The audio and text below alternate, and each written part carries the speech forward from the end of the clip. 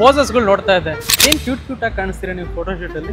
ನೀವು ಬೇರೆ ತುಂಬಾ ಬೆಳ್ಳಗಿದ್ದೀರಾ, ಫೇಸ್ ಮೇಲೆ ಏನಾದ್ರೂ ನಿಮ್ಗೆ ಸನ್ಲೈಟ್ ಬಿದ್ರೆ ನನಗೊಂಥರ ಬೇಜಾರಾಗುತ್ತೆ. ಬ್ಯೂಟಿ ವಿತ್ ಬ್ರೈನ್ ಅಂತಾರಲ್ಲ ಹಂಗೆ ನಿಮ್ಮನ್ನ ನೋಡೇ ಹೇಳಿರೋದ. ಅಷ್ಟು ಕ್ಯೂಟ್ ಆಗಿ ಕಾಣಿಸ್ತೀರಾ. ಪೋಸಸ್ ಕೊಟ್ಟಾಗ ಆ ಕ್ಯೂಟ್ನೆಸ್ ಇನ್ನ ಜಾಸ್ತಿ ಆಗುತ್ತೆ. ಕಣ್ಗಳಿಂದಾನೇ ನೀವು ಹುಡುಗರನ್ನ ಸಾಯಿಸೋದು.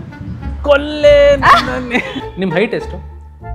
ಹುಡುಗಿರ್ ಹೈಟ್ ಅಲ್ಲ ವೇಟ್ ಅದು ಕೇಳಿಲ್ಲ, ಹೈಟ್ ಕೇಳಬಹುದು. ಹುಡುಗಿರ್ ಏಜ್ ಕೇಳಂಗಿಲ್ಲ.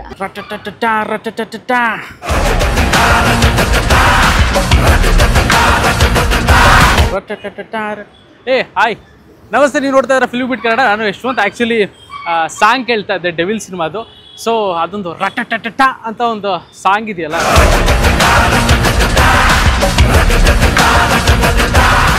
ಸೊ ಒಂದು ಹುಕ್ ಸ್ಟೆಪ್ ನೋಡ್ತಿದ್ರೇ ನನಗೆ ಸಿಕ್ಕಾಪಟ್ಟೆ ಖುಷಿ ಆಯಿತು. ಸೊ ಇವಾಗಲೂ ಅದನ್ನೇ ಕೇಳ್ತಾ ಇದ್ದೆ.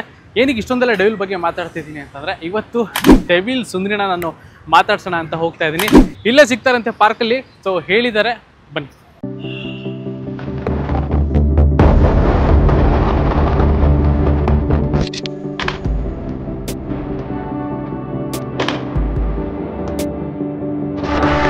ಹಲೋ, ಹಾಯ್, ಹೇಗಿದ್ದೀರಾ? ನಾನ್ ಚೆನ್ನಾಗಿದ್ದೀನಿ, ನೀವ್ ಹೇಗಿದ್ದೀರಾ? ಸಕ್ಕತ್ತಾಗಿದ್ದೀನಿ. ಸೊ ನೀವು ಫೋಟೋ ಶೂಟ್ ಮಾಡಿಸ್ತಿದ್ರಲ್ಲ, ಹಂಗೆ ಹೊರಗಡೆಯಿಂದ ಡಿಸ್ಟರ್ಬ್ ಆಯ್ತು ಆಕ್ಚುಲಿ. ಸಾರಿ. ಇಲ್ಲ, no no, I am absolutely fine.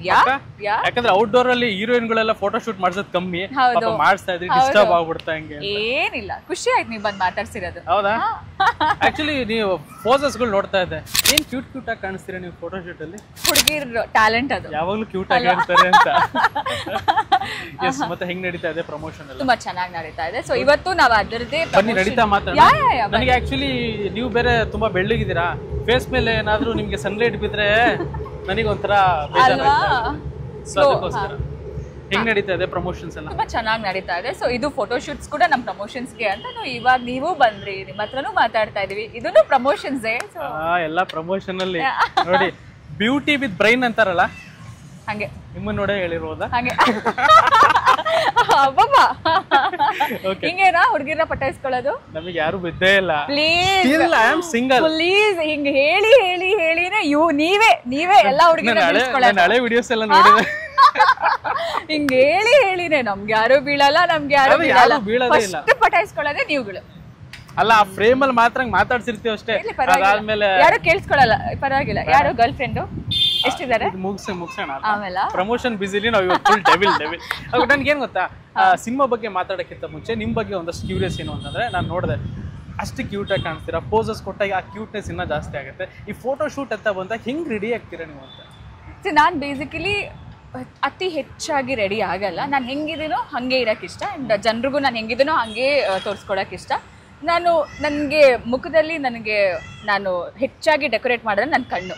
So ಅದು ಬಿಟ್ಟರೆ ಬೇರೆ ಏನೂ ಜಾಸ್ತಿ ಮಾಡೋದು ಇಲ್ಲ. ನಾನು ಹೆಂಗಿದ್ದೀನಿ ಹಾಗೆ.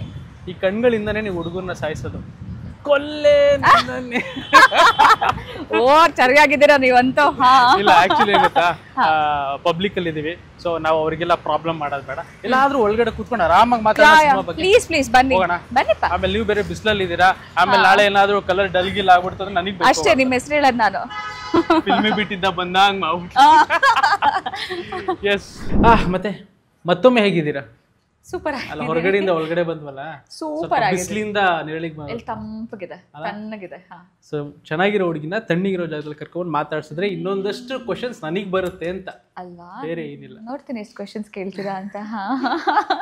ನೀವು ಹಂಗೆ ಹೇಳ್ಬಿಟ್ರೆ ನನಗೆ ಸ್ಟಾರ್ಟ್. ನಾವು ಡೆವಿಲ್ ಇಂದ ಶುರು ಮಾಡ್ತೀವಿ. ನೋ, ಹೆಂಗಿದೆ ಡೆವಿಲ್? ಡೆವಿಲ್ ಸಕ್ಕದಾಗಿದೆ. ಡೆವಿಲ್ ಇಲ್ಲಿ ಈ ಸುಂದರಿ ಹೆಂಗೆ ಅಂತ. ಇದು ಯಾವ ತರ ಅಂದ್ರೆ, ಡೆವಿಲ್ ಅಂತ ಅವ್ನು ಕೇಳ್ತಿದ್ದಂಗೆ ಏನೋ ಆ ವರ್ಡಿಂಗ್ ಏನಿದೆ ಸಕ್ಕದಾಗಿದೆ. ಆಮೇಲೆ ನಾವು ದರ್ಶನ್ ಸರ್ ಅವ್ರ ಒಂದು ಅಪಿಯರೆನ್ಸ್, ಸ್ಟಾರ್ಟಿಂಗ್ ಅವ್ರು ಬಂದಂಥ ಒಂದೇ ಒಂದು ಜಲಕ್ ನೆಕ್ಸ್ಟ್ ಲೆವೆಲಲ್ಲಿ ಇತ್ತು. ಸೊ ಓಕೆ, ಹಿಂಗೆ ಮಾಸ ಕಾಣಿಸ್ತಾ ಇದ್ದಾರೆ ಆ ಒಂದು ರೆಡ್ ಲೈಟಲ್ಲಿ. ಆಮೇಲೆ ಆ ಒಂದು ಸ್ವ್ಯಾಗ್ ಒಂದು ಇತ್ತು. ಓಕೆ, ಹೀರೋಯಿನ್ ಯಾರು ಇರ್ಬೋದು ಅಂತ ಅಂದಾಗ ನೆಕ್ಸ್ಟ್ ಒಂದು ನಿಮ್ದೊಂದು ಜಲಕ್ ಬರುತ್ತೆ. ವಾ. So every monsters needs a love story. So ಅಲ್ಲಿಂದ ಶುರುವಾಗಿರೋದು ಇದು. ಆ್ಯಂಡ್ ವಾಟ್ ಎವರ್ ನಾನು ಡೆವಿಲಿಗೆ ಎಂಟ್ರಿ ಆಗಿರೋದು ಕೂಡ ಆಡಿಷನ್ಸ್ ಥ್ರೂ ಇಂದಾನೆ. ನಮ್ಮ ಪ್ರಕಾಶ್ ಸರ್ ಸೆಲೆಕ್ಟ್ ಮಾಡಿರೋದ್ರಿಂದ ನಾನು ಈ ಡೆವಿಲ್ಗೆ ಇಂಟ್ರೊಡ್ಯೂಸ್ ಆಗಿರೋದು. ಆ್ಯಂಡ್ ನಮ್ಮ ದರ್ಶನ್ ಸರ್ ನಮ್ಮ ಕನ್ನಡದ ಹುಡುಗಿಗೆ ಅವಕಾಶ ಕೊಡಿ ಅಂತ ಹೇಳಿರೋದಕ್ಕೆ ಐ ಗಾಟ್ ದಿಸ್ ಡೆವಿಲ್. ಆಮೇಲೆ ದರ್ಶನ್ ಸರ್ ಯಾವಾಗಲೂ ನಾನು ಕೇಳೋದೇನು ಗೊತ್ತಾ, ನಮ್ಮ ಕನ್ನಡದವರಿಗೆ ಜಾಸ್ತಿ ಚಾನ್ಸ್ ಕೊಡಿ ಅಂತ. ಸೊ ಹಾಗಾಗಿ ಅವ್ರ ಸಿನಿಮಾದಲ್ಲಿ ನಾವು ಯಾವತ್ತೂ ಕೂಡ ಒಂದು ಕನ್ನಡತಿನೇ ಎಕ್ಸ್ಪೆಕ್ಟ್ ಮಾಡ್ಬೋದು. ಖಂಡಿತವಾಗ್ಲು ಅದು ಹೀರೋಯಿನ್ಗೂ ಅಷ್ಟೇ ಆ್ಯಂಡ್ ಟೆಕ್ನಿಷಿಯನ್ಸ್ಗೂ ಅಷ್ಟೇ, ಎಲ್ರಿಗೂ ಅಷ್ಟೇ. ಅವರು ನಮ್ಮ ಕನ್ನಡದವ್ರಿಗೆ ಫಸ್ಟಿಗೆ ಇಂಪಾರ್ಟೆನ್ಸ್ ಕೊಡಿ ಅಂತ ಹೇಳೋದ್ರಿಂದ ನಮಗೂ ಒಂದು ಬೆಳೆಯೋಕ್ಕೆ ಅವಕಾಶ. ಅಲ್ಲಿಂದ ನೀವು ಕೂಡ ಡೆವಿಲ್ ಅಡ್ಡದಲ್ಲಿ ಎಂಟ್ರಿ ಆದ್ರಿ. ಓಕೆ, ಇವಾಗ ಆಲ್ಮೋಸ್ಟ್ ನೀವು ಕೂಡ ಕೇಳಿರ್ತೀರಾ ಈ ಕ್ವಶನ್, ಯಾರಾದರೂ ಕೇಳಿರ್ಬೋದು ಅನ್ಸುತ್ತೆ, ಮತ್ತೆ ಕೇಳ್ತೀನಿ. ಹುಡುಗಿ ನೋಡಕ್ ಬ್ಯೂಟಿಫುಲ್ ಆಗಿದ್ರೆ ಓಕೆ, ಎಲ್ಲರೂ ನಿಮ್ಮನ್ನ ಎಂಟ್ರಿ ಕೊಡೋದು ಡೆವಿಲ್ ಸುಂದ್ರಿ ಅಂತ. ಹೌದು, ಡೆವಿಲ್ ಕ್ವೀನ್ ಅದು ಹಂಗೆ ಆಗೋಗಿದೆ ಈಗ. ನೆಕ್ಸ್ಟ್ ಟ್ಯಾಗ್ ಅದೇ ಬಂದ್ಬಿಡುತ್ತಾ ಅಂತ. ಡೆವಿಲ್ ಕ್ವೀನ್ ಅಂತಾನೆ ಇವಾಗ ಅದೇ ಹೇಳ್ದೆ ಅಲ್ಲ, ಎಲ್ರು ನನ್ನನ್ನ ರಚನಾ ಅಂತ ಹೇಳೋದು ಕಮ್ಮಿ, ಡೆವಿಲ್ ಕ್ವೀನ್ ಡೆವಿಲ್ ಅಂತ ಅದು ಹಂಗೆ ಆಗೋಗಿದೆ ಎಲ್ಲಾ ಕಡೆ. ಹಂಗೆ ನಾನು ಏನಂತ ಕರೀಲಿ? ಏನಂತ ಕರಿತೀರಾ ನೀವ್ ಹೇಳಿ, ಏನಂತ ಕರಿತೀರಾ? ನಿಮಗೆ ಹೆಂಗ್ ಇಷ್ಟ ಅದನ್ನ ಕರೀರಿ. ನನಗೆ ಪ್ರೀತಿಯಿಂದ ಏನ್ ಕರೆದ್ರು ಖುಷಿನೇ. ಕ್ಯಾಮ್ರಾ ಮುಂದೆ ಇದು ರಚನಾ ಅಂತಾನೆ ಕರೀತೀನಿ. ಜೈ. ಓಕೆ, ಈಗ ಒಂದು ಸಾಂಗ್ ಮಾತ್ರ ಸಖತ್ತಾಗಿ ಕಾಣಿಸ್ಕೊಂಡಿದ್ರ, ಆ ಸಾಂಗ್ ನೆಕ್ಸ್ಟ್ ಲೆವೆಲಲ್ಲಿ ಹಿಟ್ ಆಗಿದೆ, ಎಷ್ಟೋ ಜನ ರೀಲ್ಸ್ ಮಾಡಿರ್ತಾರೆ. ನಿಮ್ಮ ಒಂದು ಡೆಬ್ಯೂ ಸಿನಿಮಾ ಕನ್ನಡದಲ್ಲಿ. ಸೊ ಹಂಗಿದ್ದಾಗ ನಾನು ಮಾಡಿರೋ ಸಾಂಗ್, ನಾನು ಪರ್ಫಾರ್ಮ್ ಮಾಡಿರೋ ಸಾಂಗ್ನ ಒಂದಷ್ಟು ಜನ ರೀಲ್ ಮಾಡ್ತಿದ್ದಾರೆ ಅಂತಂದಾಗ ಸುಮ್ಮನೆ ಒಂದು ಇನ್ಸ್ಟಾಗ್ರಾಮಲ್ಲಿ ಆ ರೀಲ್ಸ್ಗಳೆಲ್ಲ ನೋಡಿದಾಗ ಎಷ್ಟು ತುಂಬ ಖುಷಿ ಆಗುತ್ತೆ. ಅಂದರೆ ಬರೀ ರೀಲ್ಸ್ ಅಲ್ಲ, ಪ್ರೀ ವೆಡ್ಡಿಂಗ್ ಶೂಟ್ಸಿಗೆ ಯೂಸ್ ಮಾಡ್ತಾ ಇದ್ದಾರೆ ಆ್ಯಂಡ್ ತುಂಬ ಈವೆಂಟ್ಸ್ಗೆ ಲೈಕ್ ಕಪಲ್ ಅಂತ ಬಂದಾಗ ಆ ಸಾಂಗ್ನ ಹಾಕ್ತಾ ಇದ್ದಾರೆ, ಬಿಕಾಸ್ ಆ ವರ್ಡಿಂಗ್ಸ್ ಹಂಗಿದೆ. ಸೊ ಅದನ್ನೆಲ್ಲ ನೋಡಿದಾಗ ಈ ಪ್ರೀ ವೆಡ್ಡಿಂಗ್ ಶೂಟ್ಸು ಅದು ಇದೆಲ್ಲ ಅಷ್ಟು ಯೂಸ್ ಮಾಡ್ತಾ ಇದ್ದಾರೆ ಅಂದಾಗ ಆ್ಯಂಡ್ ಅಷ್ಟು ರೀಲ್ಸ್ ಮಾಡ್ತಾ ಇದ್ದಾರೆ, ತುಂಬ ಇಷ್ಟಪಟ್ಟು ರೀಲ್ಸ್ ಮಾಡ್ತಾ ಇದ್ದಾರೆ. ಸೊ ಖುಷಿ ಆಗುತ್ತೆ. ಇನ್ನೇನು ಬೇಕು ಅಲ್ವಾ, ಒಂದು ನಮ್ಗೆ ಆಸ್ ಅನ್ ಆರ್ಟಿಸ್ಟ್ ನಾವು ಕಷ್ಟಪಡ್ತಿರೋದೇನಕ್ಕೆ, ಅವ್ರು ಇಷ್ಟಪಡಲಿ, ಜನರಿಗೆ ಇಷ್ಟ ಆಗಲಿ, ರೀಚ್ ಆಗಲಿ ಅಂತ. ಸೊ ಅದು ಆದಾಗ ಇಲ್ಲಿ ಸ್ಯಾಟಿಸ್ಫೈ ಆಗುತ್ತೆ. ಸೊ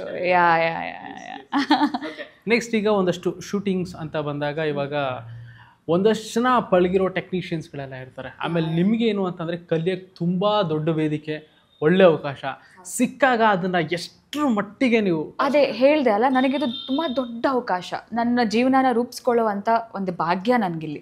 ಸೊ ಇದು ಕೊಟ್ಟಾಗ ನನಗೆ ದೇವರು, ಅದು ನನ್ನ ಮೇಲೆ ನನ್ನ ಜವಾಬ್ದಾರಿ ಅದನ್ನು ಉಳಿಸ್ಕೊಂಡು ಹೋಗೋದು. So it's a massive responsibility ನನಗೆ ಆ್ಯಂಡ್ ತುಂಬ ದೊಡ್ಡ ಫೌಂಡೇಶನ್ ನನಗಿದು. ಸೊ ಆ್ಯಸ್ ಅನ್ ಆರ್ಟಿಸ್ಟ್ ಒಂದು ಏನು ಬೇಕು ಫಾರ್ ಅನ್ ಆರ್ಟಿಸ್ಟ್, ಒಂದು how do I tell you, ಜನ ಅದನ್ನು ಆಕ್ಸೆಪ್ಟ್ ಮಾಡ್ಕೊಳ್ಳೋಕ್ಕೆ, ನೀನೊಂದು ಆ್ಯಕ್ಟರ್ ಅಂತ ಆಕ್ಸೆಪ್ಟ್ ಮಾಡ್ಕೊಳ್ಳೋಕ್ಕೆ ಏನೆಲ್ಲ ಎಲಿಮೆಂಟ್ಸ್ ಬೇಕು ಅದೆಲ್ಲ ಇದರಲ್ಲಿದೆ.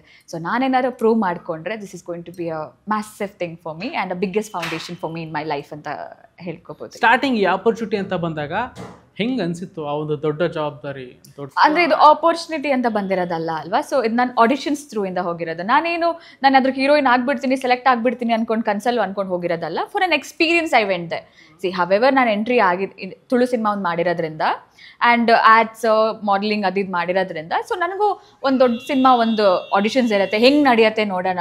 ಸೊ ಒಂದು ಅವಕಾಶ ಅಂದರೆ ನನಗೂ ಆಡಿಷನ್ಸ್ ಮಾಡಿ ಕ್ಯಾಮ್ರಾ ಫಿಯರ್ ಹೋಗ್ಬೋದೇನೋ, ಸೊ ಒಂದು ಎಕ್ಸ್ಪೀರಿಯನ್ಸ್ ಥರ ಟ್ರೈ ಮಾಡೋಣ ಅಂತ ಹೇಳ್ಕೊಂಡು ಹೋಗಿರೋದು. But I don't know, may be. So ಹೌದು, ಆಡಿಷನ್ಸ್ ಅಂದರೆ ಅಲ್ಲಿ ಪ್ರಕಾಶ್ ಸರ್ ನನ್ನನ್ನು ನೋಡಿ ಓಕೆ ಆಡಿಷನ್ಸ್ ಅವ್ರಿಗೇನು ಬೇಕಿತ್ತು, ಆ ಪಾತ್ರಕ್ಕೆ ಏನು ಬೇಕಿತ್ತು, ನಾನು ಅದನ್ನು ಕೊಟ್ಟಿರೋದ್ರಿಂದ ಅವ್ರಿಗೆ ಇಷ್ಟ ಆಗಿ. ಸೊ ಅವತ್ತೇನೂ ಹೇಳಿರಲಿಲ್ಲ, ಅದಾದಮೇಲೆ ಆಡಿಷನ್ಸ್ ಇತ್ತು ನನಗೆ. ಸೊ ಅದಾದಮೇಲೆ ದ ಟಫೆಸ್ಟ್ ಸೀಕ್ವೆನ್ಸ್ ಮೂವಿಯಿಂದ ಪಿಕ್ ಮಾಡಿ ನನಗೆ ಕೊಟ್ಟು, so from there everything started. ಅದನ್ನು ನಾನು ಮಾಡಿ ತೋರಿಸ್ಬೇಕಿತ್ತು ಎಲ್ಲರೂ ಮುಂದೆ ಆಫೀಸಲ್ಲಿ. ಸೊ ಅದು ಮಾಡಿದ್ಮೇಲೆ ಈಗ ದರ್ಶನ್ ಸರ್ ಅಂತಂದರೆ ಒಂದು ಮಾಸ್ ಆಡಿಯನ್ಸ್ನ ಸೆಳೆಯುವಂಥ ಒಬ್ಬ ಟಾಪ್ ಆ್ಯಕ್ಟರ್ ಯಾರು ಅಂತ ದರ್ಶನ್ ಸರ್ ಅಂತ. ಓಕೆ, ಇನ್ನು ಪ್ರಕಾಶ್ ಸರ್ ಅಂತ ತಗೊಂಡ್ರೆ ಒಬ್ಬ ಫ್ಯಾಮಿಲಿ ಆಡಿಯನ್ಸ್ಗಳನ್ನ ಹೆಂಗೆ ಕನೆಕ್ಟ್ ಮಾಡಬೇಕು ಸಿನಿಮಾ ಅನ್ನೋದರಲ್ಲಿ ಅವರು ಒಂದು ಟಾಪ್ ಕ್ಲಾಸ್.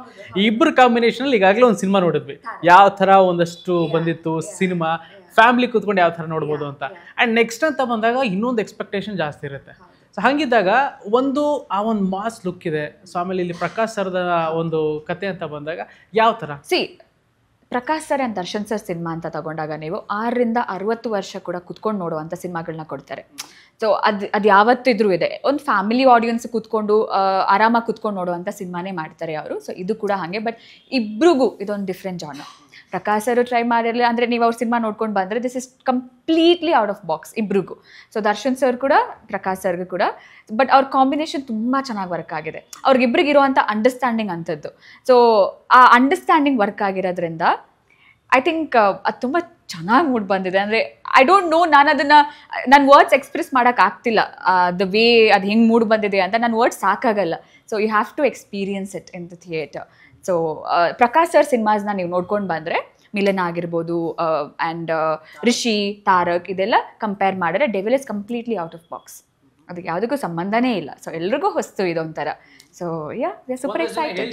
ನೀವೇನ ಒಂದು ಕೆಲವೊಂದು ಸಿನಿಮಾಗಳು ಏನೇನು ಮಾಡ್ತೀವಿ ಅಂತ ನೋಡ್ತಾ ಗೆಸ್ ಮಾಡ್ಬಿಡ್ತೀವಿ, ನೆಕ್ಸ್ಟ್ ಸೀನ್ ಇದೇ ಆಗುತ್ತೆ, ಕ್ಲೈಮ್ಯಾಕ್ಸ್ ಇದೇ ಆಗುತ್ತೆ ಅಂತ. ಕೆಲವರೆಲ್ಲ ಹೇಳ್ತಾ ಇದ್ರು ಏನು ಗೆಸ್ ಮಾಡ್ತೀವಿ ಅದಾಗಲ್ಲ ಸಿನಿಮಾದಲ್ಲಿ. ಏನೋ ಒಂದು ನನಗೂ ಗೊತ್ತಿಲ್ಲ, ಇವಾಗ ಲಾಸ್ಟ್ ಕ್ಲೈಮ್ಯಾಕ್ಸ್ ಏನು ನಡೀತು ನನಗೂ ಗೊತ್ತಿಲ್ಲ ಆ್ಯಕ್ಚುಲಿ. ಸೊ ಅಷ್ಟು ಇಟ್ಟಿದ್ದಾರೆ, ಯಾರಿಗೂ ರಿವೀಲ್ ಮಾಡ್ತಾ ಇಲ್ಲ, ಏನೂ ಇಲ್ಲ. ಸೊ ಯು ಕೆನಾಟ್ ಇವನ್ ನಿಮಗೆ ನೋಡ್ಬೋದು, ಒಂದೊಂದು ಸಾಂಗ್ಸ್ ಬಿಟ್ಟಿದ್ದಾರೆ, ಒಂದೊಂದು ಗ್ಲಿಮ್ಸ್ ಬಿಟ್ಟಿದ್ದಾರೆ. ಸೊ ಅದನ್ನೆಲ್ಲ ಕನೆಕ್ಟ್ ಮಾಡ್ತಾ ಹೋದಾಗ ಯಾಕೆ ಹೀಗಿದೆ, ಯಾಕೆ ಅದಕ್ಕೂ ಇದಕ್ಕೂ ಲಿಂಕೇ ಇಲ್ಲ. ಸೊ ಹೆಂಗೆ ಏನು ಅಂತಲೇ it's a loophole. So yeah we need to crack it. So ಈ ಒಂದಷ್ಟು ಖುಷಿ ವಿಚಾರದಲ್ಲಿ ಎಲ್ಲ ಒಂದು ಪ್ರಮೋಷನಲ್ಲಿ ಒಬ್ಳೇ ಇದ್ದೀನಿ ಏನೋ ಸ್ವಲ್ಪ ಬೇಜಾರ್ ಫೀಲಿಂಗ್ಸ್. ಡೆಫಿನೆಟ್ಲಿ ನಮ್ಮ ದರ್ಶನ್ ಸರ್ ಇರ್ತಾರೆ, ಅದ್ರ ಕಳೆನೇ ಬೇರೆ. ಖಂಡಿತವಾಗ್ಲೂ ನಾವು ಅವ್ರನ್ನ ಮಿಸ್ ಮಾಡ್ಕೋತೀವಿ. ಬಟ್ ಬೇಜಾರು ಅನ್ನೋದಕ್ಕಿಂತ ನನ್ನ ಜವಾಬ್ದಾರಿ ಇದು, ನನ್ನ ಸಿನಿಮಾ ಇದು.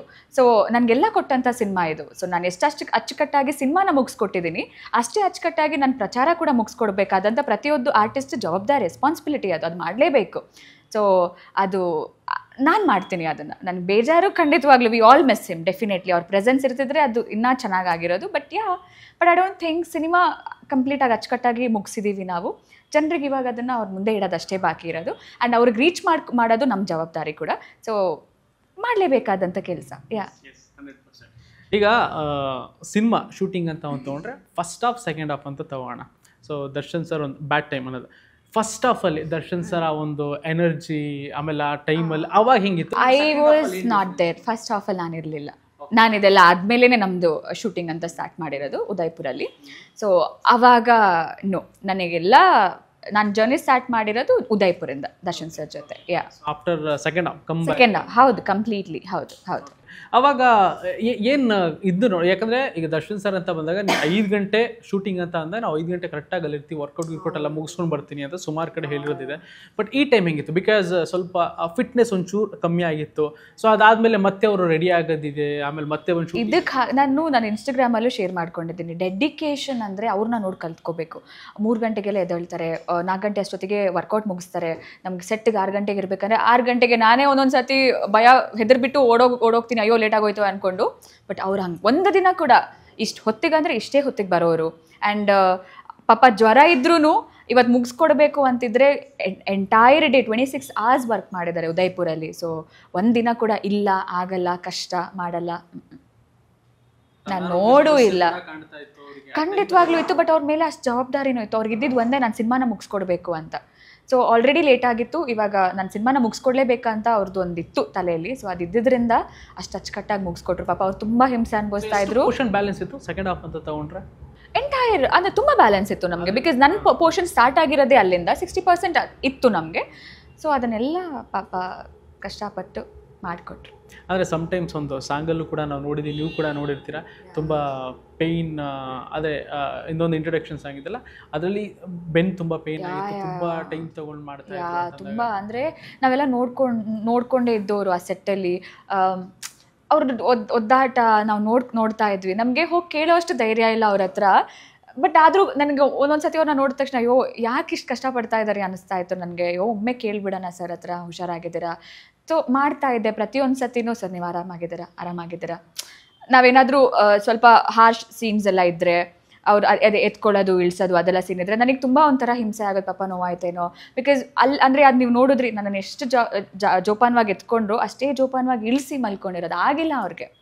ಬಿಕಾಸ್ ನಾನು ಇದ್ದಿದ್ದಲ್ವ ಕೈಯಲ್ಲಿ, ನನಗೆ ಅವ್ರ ಬಾಡಿ ಶಿವರ್ ಆಗ್ತಿತ್ತು.